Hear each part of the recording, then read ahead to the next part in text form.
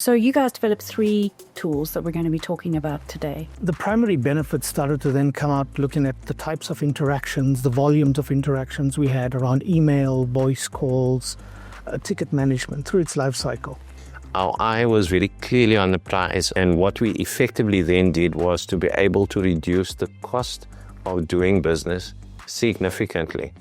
And it is about taking GPT and getting to where people live, learn, and work. Let's take this solution and put it in the cloud, make it accessible to other people, and give other people access to it.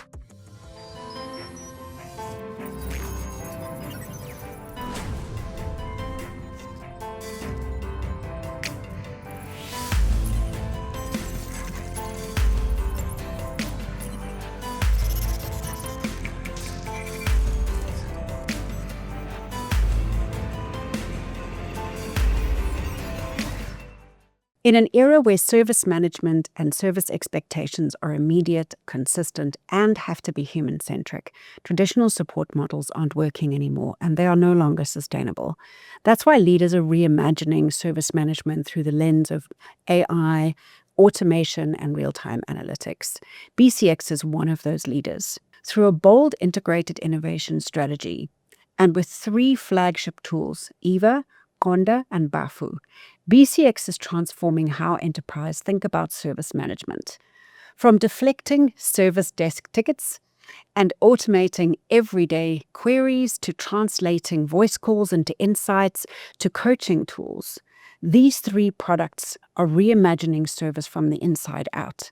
Joining us today are 2 of the people behind this transformation, Dees Pillay and Sean Lewis, and we're about to discover what's working, what's changing, and why intelligent service management has become a competitive advantage. It's going to be so exciting to chat to you both today.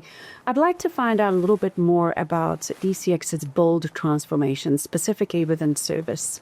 Dees, do you want to kick us off by telling us where this came from and why? A few years ago, we got to a point where, as an organization, growth was starting to stagnate. Customer experience was starting to get a bit stale. And we looked at our customers and took a lot of feedback from them. 2 things came out of it. One is our X as a service strategy and play to the market, and how do we transform the business. The how part is where we lacked though. And that's when Sean came to me and said, I've got an idea within service management on how we want to transform this business. But we need some funding, which we proceeded with. And then we started building on this journey. We did 2 things that I think were very deliberate. One was we didn't put this into a box to say we're building this thing. So we started innovating and inventing, if Sean's wording around it. But we also started to develop a skills pool around it.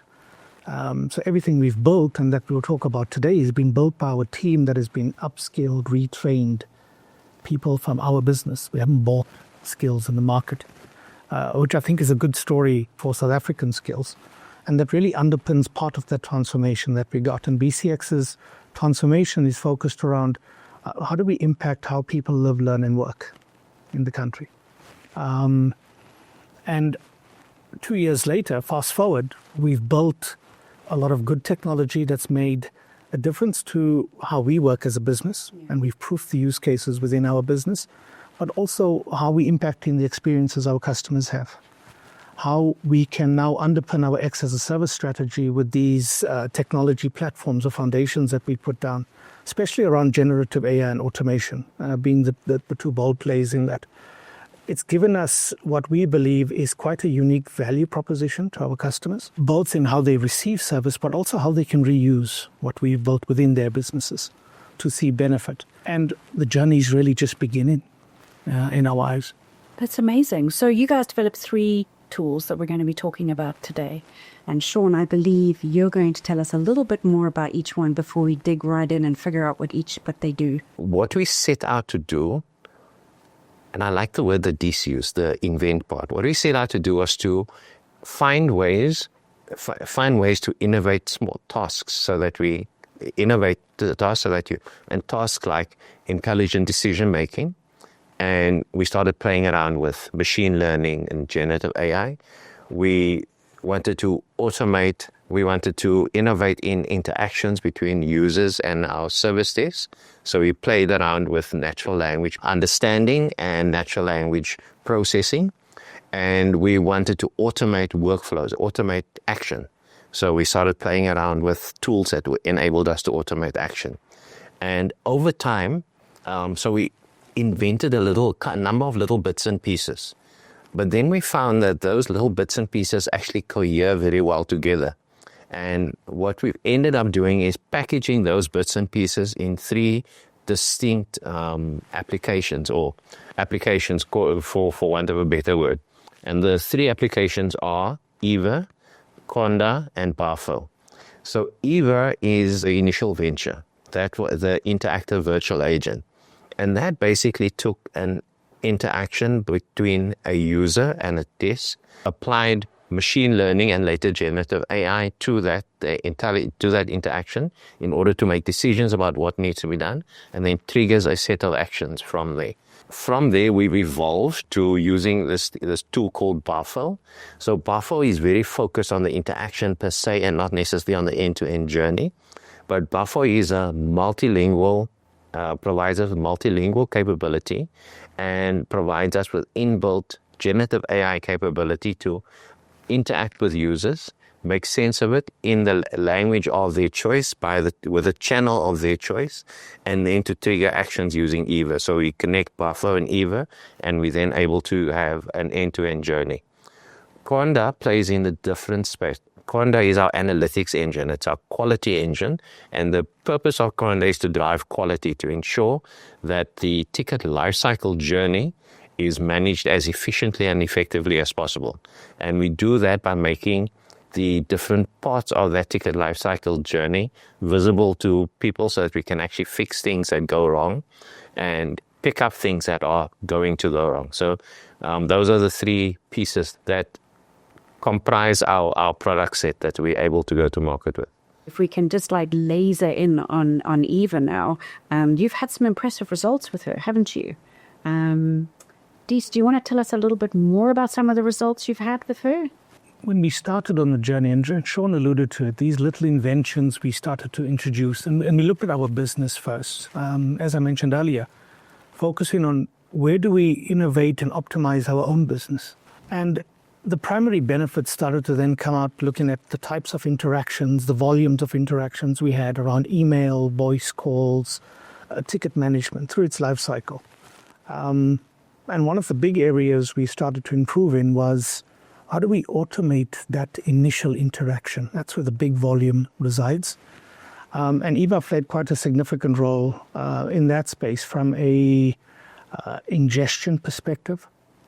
Emails coming in, generative AI picking these emails up, interpreting them, routing them to different teams to do work more effectively and quicker. And this is without an agent or a person touching it. And then similarly, the initially started off with single customer and then started to evolve and grow.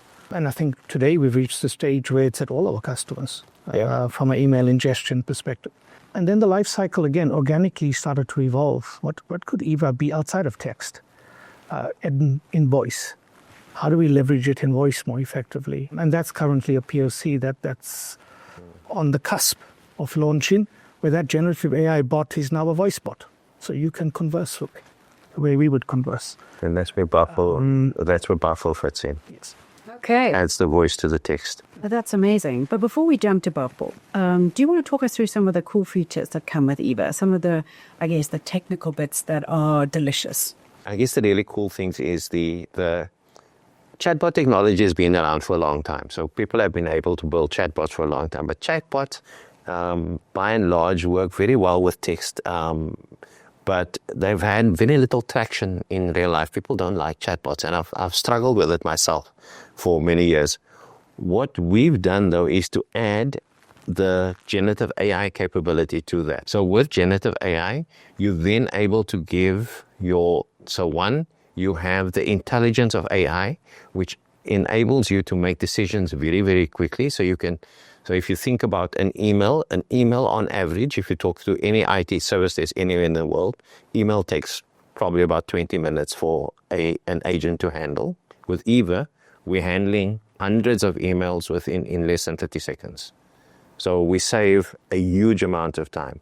Now, think about 100 agents taking 20 minutes to take calls, so that's 100 multiplied by 20 minutes. And we can handle that same volume in under 30 seconds. Now that for me is sexy. That's really cool. The other thing that is important is that the EVA also triggers actions. So it triggers workflow afterwards. So in one space, we've built the capability for the robot to make an outbound call to an engineer, regardless of what time whether they're sleeping or not, and wake them up and say, listen, there's something happening. You need to wake up and pay attention and sort this out. Humans fail. Humans might miss the alert. The machines don't fail. The machines will wake you up regardless. And the machine will call you relentlessly. The machine will call you 3 times relentlessly. We're also able to resolve some things end to end.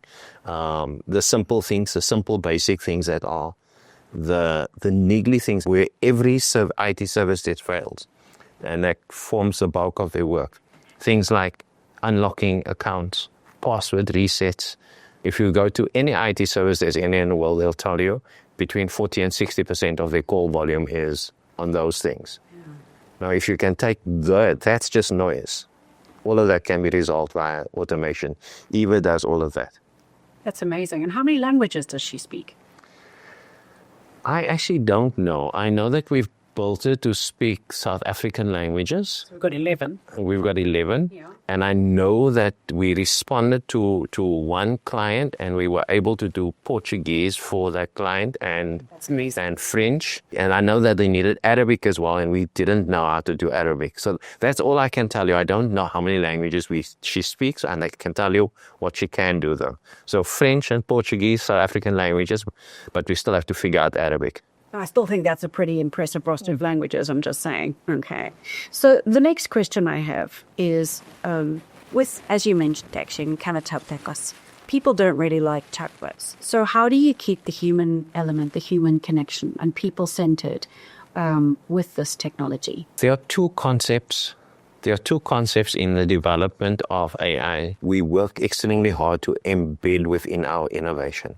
The one concept is what they call human in the loop. And that basically means that your AI process hands over things to the humans that hands in back to the AI. So there are always humans in the loop, so you don't completely lose the human-centeredness of the process. A second concept is what they call human on the loop. Now, a human on the loop, and if you're looking at full end-to-end automation, and you use something like Conda to extract analytics, you then have complete visibility of what's happening inside the engine. Because one of the dangers with AI is that humans lose sight of what is actually happening. So for us, building humans in the loop or building humans on the loop into the process is absolutely essential to ensuring that we don't lose the essential humanity of the process. Yeah, and that's a really good thing, I think, especially, as you say, service being such a central part of your strategy going forward. So the next thing we're moving into is Baffle. And am I saying that correctly? Yeah. No? Yeah? Okay. So, Dees, do you want to set the scene for us with this technology and why it is of value? So Baffle, generally speaking, is our AI engine, our generative AI engine. Right? And we started that journey. It was one of the initial parts that we started to build on an investment that at a telecom group was made. And we started to then build out this generative AI capability within our teams. And Baffle, in essence, is consumed by it does a lot of work in the background. It takes care of that initial interaction and how do we automate that interaction within our business. And then it becomes a router to other things within the business. Take our speech or data that we gather. When people call in, Baffle will be in the background analyzing or collecting data on that entire interaction to pass it on to Quanda. Then we'll use all of that effectively to give us sentiment analysis on a call, to give scripting analysis on a call, which then goes back, as Sean says, to a human on-the-loop process, where they analyze this now and say, okay, We see agent A, B, and C follow the script great. Agent D, not so much. We could see the sentiment of the call. And again, it's a learning engine, as generative AI is. It's always creating its own knowledge and learning through that process to become more effective. Okay, amazing. Thank you. And so, Sean, do you want to tell us a little bit about the tech that drives this? Should we call this technology tasty? The interesting thing about the tech is that the tech is relatively available to anybody. It's just you just have to decide to adopt it and use it. So chatbot technology. Chatbot technology uses something called either natural language understanding or natural language processing, depending on the level of maturity of your chatbot. So the more mature chatbots use natural language processing. So your chatbot technology is one component of the entire end-to-end solution. A second component is machine learning. Machine learning is kind of the predecessor to true AI, because machine learning is intelligence that the machine doesn't acquire on its own. It's intelligence that you have to teach the machine. So the basis, we start off generally by teaching the machine some things. On the basis of that machine learning, we then attach generative AI to that capability. And what generative AI does is it uses that foundation of machine learning, which defines its domain, and then it builds on that by learning as it goes along and acquiring more and more information. And what makes it generative is that it will actually create the answer on the fly. So the answer is unique in that moment, which is what makes it wonderful. But that generative AI machine learning engine is what comprises the brain of the system. And they make decisions and they trigger workflows. And the workflows is automation where instead of humans performing functions, we have machines performing those same functions. I made the example of an outbound call, for example. So we've got a machine that will pick up the phone and dial a number and call somebody and say, wake up, it's time for you to do something useful. So those are the basic components.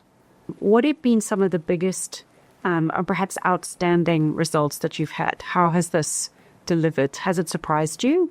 I joined BCX 3.5 years ago, and I had a particular challenge around profitability in the business unit that I head up, and I needed to turn that business unit around.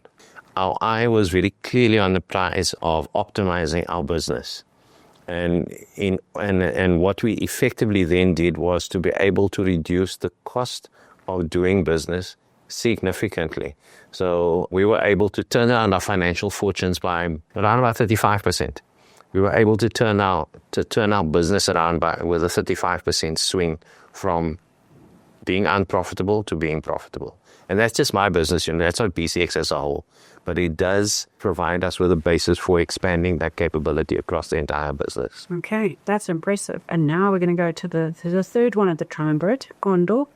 Tell us about how this turns data into operational intelligence. In terms of how we create data in our business through BAFO and how that's workflow through the business, we needed something to do two things for us. One was the quality component of it, and two was reporting. Quality would include the analytics, etc.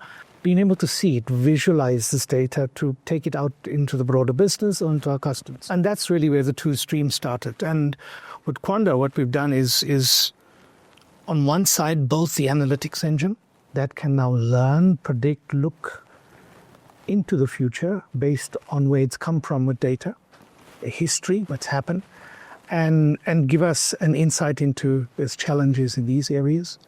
Typically in customer environments or in our business, we need to now act proactively in that space. And then two, allow the rest of the organization and customer base to consume that data in a much more friendly, easy way. So it does very intelligent things in that world, like suppression of the information of noise, as Sean used that term, where it will suppress all of that noise out the business. So you see the things that matter. And the analytics engine now does that sort of on the fly. Similarly with the call analytics that it does and sentiment analysis. Previously within our environment, we probably did 10% of quality assessments on the calls that came in. We now do 100%. Every call is automated in terms of its assessment. So we get in the region of plus 100,000 calls into our desk on a monthly basis, and every single one of them gets sentiment analysis and quality analytics produced out of it. What it's allowed us to do in the business is turn the people focus of it, so the human on-the-loop component, into not listening to calls for sentiment analysis and quality, but into retraining and improving our people that are doing the calls. And that's really the big shift in that world and what it's given us. Now, that is an amazing shift. Because if you think of the man hours that used to be spent on doing sentiment analysis, I mean, calls were literally picked and chosen at random, weren't they? So you could figure out what was going on. So 100% means that you can pick up trends really quickly. Yeah? Yeah, well, I reckon that we were able to do about 1% of calls previously, because you actually have to have a human listening into the call and then listening one more time to make sure that they actually understood it properly, and then having to do the analysis. Now we can listen to every single call. And have you had any amazing revelations? I mean, have you identified a trend, or has it allowed you to identify that perhaps a certain question is enraging your customers? Has anything like that popped up? I don't know if I can call it amazing revelations, but what has happened is my managers have come to me and said, Sean, we need to rethink the way we do things, because we're seeing pockets of excellence in some areas and we're not seeing it everywhere. So we need to try and figure out how we can then generalize that excellence across the entire base. And they then went off and they've gone and redeveloped our quality framework based on the data that they have.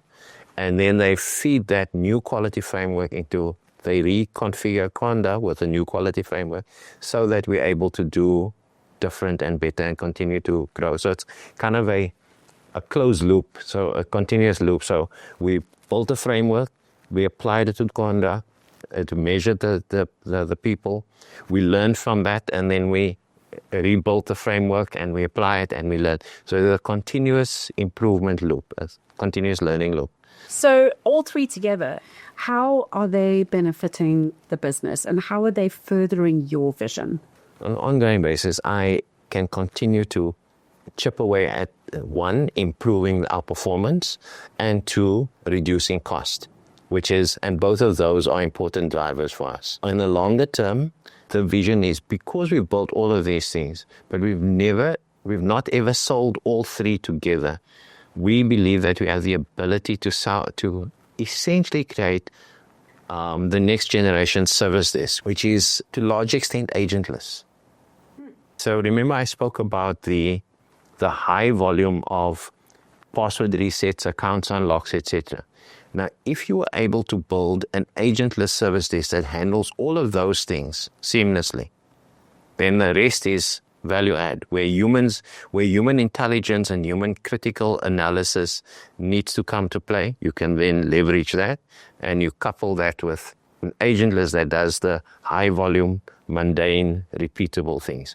That is where we're going, and that is something that I believe we can sell to the market. If you are frustrated because you've been locked out, got a password reset, something hasn't worked out, tech has worked against you, being able to quickly reset it in a painless system is perfect. But it also means that the people who are sitting behind the desks, the people who are consistent in dealing with irritated customers, have one layer of frustration pulled away from them. So they're fresh, yes, and they're able to deal with customer problems more effectively. Absolutely. Yeah. Look, it also allows us, I think, a great opportunity and in parallel, we're driving that retraining, relearning for our people. And that's quite important. And again, not just in the BCX context, in the broader South African context. AI is relevant, AI is here. It is growing on an exceptionally steep curve at the moment and will continue to. How do we get our workforce future fit, capable skills that are local? We don't have to pay the exorbitant prices, and it makes what we build in very sustainable. It's not dependent on outside entities. It's dependent on us. And we have an engine for the retraining, relearning in our Service Management Academy that's now growing with very definitive career pathways supporting this future vision in terms of how we run and building our business. Yeah, and based on the naming conventions and the languages, it's built for Africa. It's built for our unique context, which I think is kind of the game changer as well, instead of importing other viewpoints and technologies. Absolutely. We grow our own timber. I like the concept of growing our own timber. So we created a new job title. We call it Neural Network Trainer. And that person's job was to train the machine. And we took 2 agents on the desk and taught them how to train the machines, and their job was to train the machines. Fantastic. It worked beautifully. They are now stalwarts in our business. We've taken the quality team, the people that used to listen to the calls and make notes. We've taken them and pulled them into the innovation hub. So instead of them sitting there listening to calls, they become part of the innovation cycle. And we continue to evolve in that way. So we take people and we empower them to do more and better and to have more fun at work. Yeah, good. More fun at work is a huge thing. I didn't find that. Yeah. So what is the potential in terms of rolling out these 3 across multiple organizations and multiple scenarios? What is the next phase of development for these 3 products? In terms of the addressable market, and let's take our South African market, there's 2 things that are very true at the moment. One, the valid use cases, and we touched on it very early on, where AI can bring value to businesses. It's great, sexy technology. Does it bring value and make a difference? Very few real use cases for that that exist in the market. And I think we've developed and proofed a lot of those use cases can go to market now. We've got a data set that supports it. We've got a strategy and approach on how to develop an AI strategy, how to execute on an AI strategy, and how to define the metrics. And we spent many, many months on metrics in our business defining, when we measure this, how do we define it as value? What does good look like? So I think from that perspective, the products are ready to go to market. And they're very malleable. All of them have very small inventions in them. So those become very sort of tailored. A customer doesn't have to take all of it. What's fit for purpose? And we can co-create that with customers. We have a co-creation partner in a customer today where we've proved a lot of this and matured the technology. So the products are ready to go to market. And really, we need to start co-creating with our customer base more on those South African use cases that are very relevant. And I say that only because our workforce is very different in that regard. It's not a highly technology-driven workforce. It's still a young workforce. It's still in a very early part of its transformation. We think this approach we've taken can be replicated into our customer base. Yeah, that's amazing. And on top of that, I think this is also setting a new role for BCX in terms of leading the way with intelligent operations. How do you see you guys taking on this mantle? And what are you bringing to the market that perhaps others aren't, or that is unique to you? We started off by solving our own internal problems. So we didn't start off by trying to conquer the world. Great things happen because we want to conquer the world. I think most inventions start off by trying to solve a very particular kind of problem. Mm-hmm. What we're finding now, though, is that the solutions that we've built have the potential to be. So firstly, we've got everything that we built works, right? And we can bolt it together very easily. So we know it works. They work separately and they work together. Now the next step is, how do we make that available to somebody else? So we're going on. So in terms of our roadmap, we're going on a cloud journey now, and say, instead of just building running this thing in our little data center to enable our business, let's take this solution and put it in the cloud, make it accessible to other people, and give other people access to it. So, and that's part of our larger vision of delivering solutions as a service, because this would then be a service that people get subscribed to. The opportunity for AI and innovation resides in your ability to identify practical use cases. To take GPT, which is general purpose technology, and apply it to things that matter.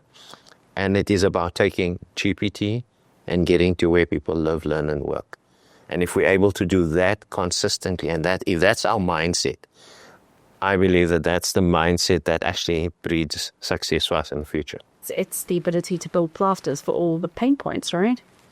Yeah. Absolutely. Yeah. And these are solving some very real problems faced by South African organizations today, like really real problems.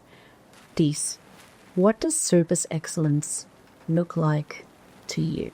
For me, service excellence is twofold. And the first and probably the broad framework around it, the box on it, is how do customers receive service from us? You know, there's an industry term, it's called the watermelon effect, you know, where all your SLAs that you contract with the customer are green, but the inside is red. The experience the customer has with you is not good. But for me, service excellence is about how do we bring the customer experience to the level where we're not buying or selling. Customers aren't buying from us, right? And we're not selling to them.